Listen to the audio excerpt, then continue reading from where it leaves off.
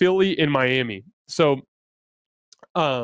we knew coming into these first two games that Embiid was not going to be available, and we knew that a couple of things that we figured out, like over the course of this last couple of months with the Sixers, we knew definitively on tons of evidence that James Harden just is not quite the guy, not even quite, not close to the guy that he was when he was in Houston. And so it was going to have to be a team effort with the Sixers team. I talked to you guys a lot about how their best chance to steal a game here in Miami in games 1 and game 2 was Tyrese Maxey and Tobias Harris getting going. And they did to a certain extent. Tobias Harris had a monster night, but Tyrese Maxey was rough. He had 19 points on 6 of 15 shooting, only 1 of 6 from 3. They're definitely going to have to find a way to get him going to have any chance. James Harden struggled, but that was what we expected.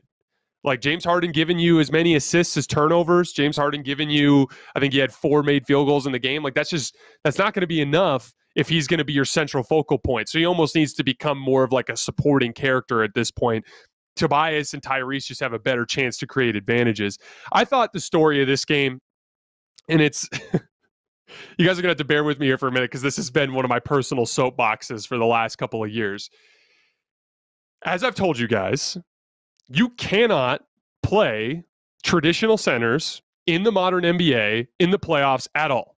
I don't even like using them in the regular season. Now, there are a lot of teams out there that like to use them to eat innings in the regular season. Why? Because when you can have a rim protector linger around the basket, even if it gets you beat on the odd night in the regular season, on a night in, night out basis, it's an excellent way to eat innings. It makes things easier for your perimeter defenders when they know they have a big guy waiting for them under the basket. I get why teams like doing that. They can vacuum up defensive rebounds and things along those lines. But every other part of the game, they struggle. They struggle as roll men because NBA coverages are too sophisticated now to consistently let, an average traditional center have success as a roll man. They struggle in transition, running up and down the floor. And then any team that figures out how to get you into a 5-out setting is going to barbecue you with your lack of foot speed. Well, DeAndre Jordan happens to be not only a traditional center, but in my opinion, far and away the worst traditional center in the NBA right now. Probably shouldn't be in the league. Fantastic human being, probably should be an assistant coach on a staff somewhere, friends with all the top players in the league from all of his time with Team USA, great guy. Too old now, not quick enough to do any of the jobs that you need from the center position, does not belong on an NBA roster anymore. Doesn't belong playing minutes anywhere in the league. That's just the reality. You know how I know? I covered the Lakers for the last 2 years, okay?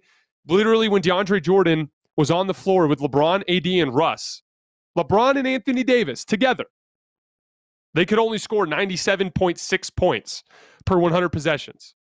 Without Jordan on the floor, they were 12 points better.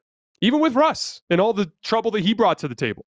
He ate up a ton of space, was a complete non-threat around the basket, and got destroyed on the defensive end because he can't move his feet.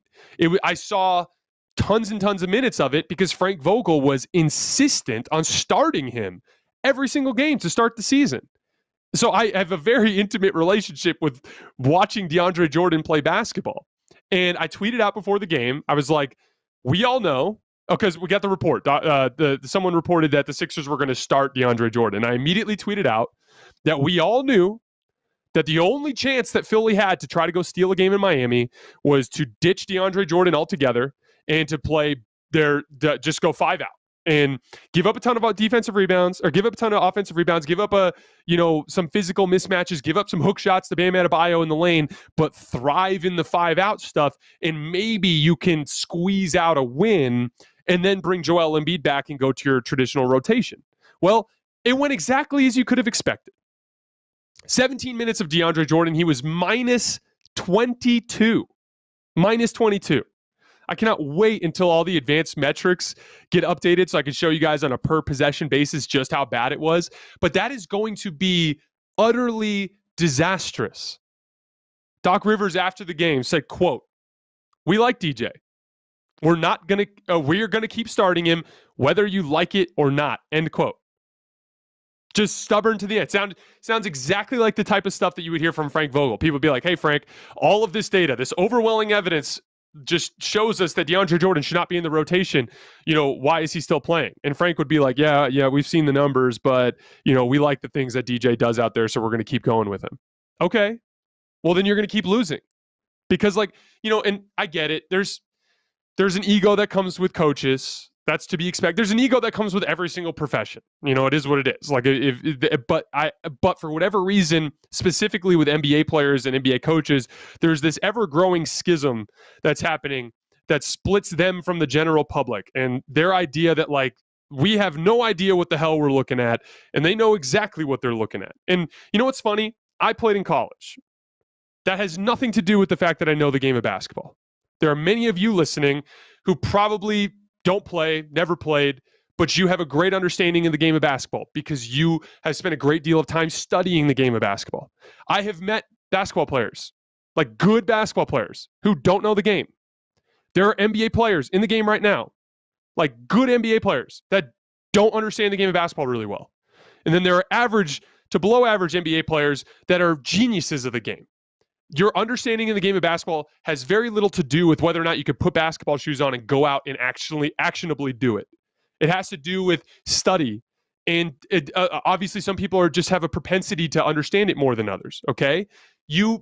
There is overwhelming evidence from everybody who's paying attention in presenting this evidence that when you play this guy, bad things happen. Take it a step further. When you play his archetype of player, bad things happen. We said the same thing about Steven Adams in the last round. We said the same thing about Jonas Valanciunas in the last round. Playing these big, plotting centers bogs down the game for your team. Very rarely can they do enough good to make up for it, and it ends up hurting you. And this prideful stuff from these guys in the league lying in the face of evidence is killing them. You know what was bizarre? Right at the end of the first half, they ditched DeAndre Jordan and went with 5 wings. It was like Georges Niang. It was like Maxey Harris, Harden, Niang, and then I think they went with Thibault. So it was like 5 wings. It was basically, 3 wings and 2 guards, right? And they were dominant. That lineup was dominant. It got them back into the game, and they had a lead at halftime. So we had overwhelming evidence in the first half, bad with DeAndre Jordan, okay with Paul Reed, and great with neither. And they did not play that lineup in the second half. By the end of the third quarter, the game was over. The entire third quarter was Paul Reed and DeAndre Jordan. So he had evidence within this game, just within this game. Forget about all the numbers that I just showed you. They had evidence within this game that they were way better without DeAndre Jordan. They were okay with Paul Reed, but even better when they went away from Paul Reed and just played 5-out basketball. When they played that 5-out stretch, James Harden was getting to the rim. Tobias Harris was getting to the rim. Tyrese Maxey was getting to the rim, getting out in transition. Guys were hitting shots. They had flow. Did they give up offensive rebounds? Yes, they give up 7 offensive rebounds in the first half. That's going to happen. They had areas of the game where they paid for their lack of size. But the aggregate of that group was damned effective because they spaced everybody out and all of your stars feel comfortable. This is one of the biggest issues with assigning a number to any specific basketball play. How do you factor in comfort? How do you factor in the fact that James Harden is more comfortable in a 5-out role than he is with DeAndre Jordan on the roll? How do you factor that in when you're trying to study the game? Like that's an important part of this. And most importantly, and this is the part that pissed me off about it, in terms of like Philly kind of shaving points essentially, Bam had 24 and 12 anyway. Like Bam Adebayo torched you anyway, even though you stayed big the vast majority of the night. So, like, I get it if it was like, hey, when we have DeAndre Jordan out there, we're having success in these areas. No. You put him out there to do big guy stuff, and he's terrible at the big guy stuff. So you might as well have a small guy out there who's good at the small guy stuff and struggles with the big guy stuff than the guy who's bad at the big guy stuff anyways and can't do the little guy stuff. It's just simple logic here. And, and again, like, I'd like to come up here and tell you, like, hey, Philly has some stuff in the film that they can look at. That end of the second quarter, they looked really good with no centers. Maybe that's their way to try to steal game 2. Sorry, guys. Quote from Doc Rivers, quote, "We like DJ. We're going to keep starting him, whether you like it or not," end quote. Sorry, Sixers fans. It's going to be more of the same in game 2. And I will be stunned if DeAndre Jordan goes out there and is a positive in game 2. And if he is, it'll be because the other 4 guys around him were running around like madmen. It just was genuinely confounding that they decided to go that way. Couple things that I liked from Philly that I think will give them a chance to try to stay competitive. They did a ton of switching, which disrupted a lot of Miami's actions, their interchanges that they do, all the dribble handoffs and screens and stuff to try to get their movement shooters going. But they did a really nice job of mixing in zone defense. Zone defense is tricky because you can't really do zone defense in the sense that you can't really do zone defense in the sense that teams will eventually solve it. But I like doing it in little short bursts because it's a great way to disrupt rhythm. The most important thing is rhythm in basketball. Guys are feeling good or they're feeling not good, right? They get to a couple possessions in a row where they're feeling good. You throw a couple possessions of zone at them, throws them off. Before they have a chance to solve it, you switch back. It's a great way to keep teams off balance. There was a lot of good in there to where maybe, just maybe, if they would ditch these DeAndre Jordan minutes, they'd have a chance. But it just makes me feel really pessimistic about Philly in this series because now I just have a feeling they're going to lose game 2 anyway. And what's the real point?